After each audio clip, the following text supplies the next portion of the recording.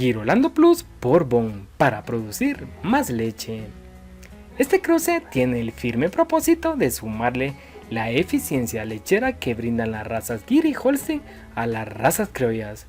Recordar que las razas criollas son poseedoras de resistencia, adaptabilidad y longevidad. El cruce de Bon por Girolando brinda la oportunidad de obtener un animal rústico heredado del Bon y cualidades lecheras heredadas del Girolando.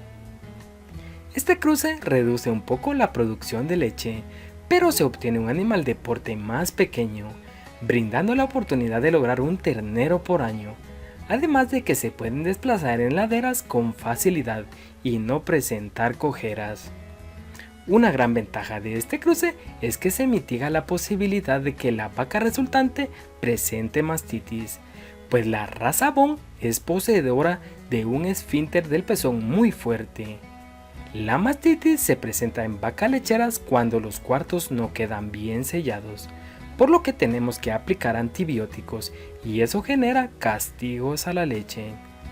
En este cruce también obtenemos animales más funcionales porque reducimos tamaño y aumentamos funcionalidad, algo a resaltar que se puede ser llevado a cabo en sistemas de pastoreo. En temas de producción de leche se pueden obtener promedios de 25 litros diarios con buena cantidad de sólidos y buena grasa, por lo que este tipo de cruces es muy recomendable llevarlo a cabo.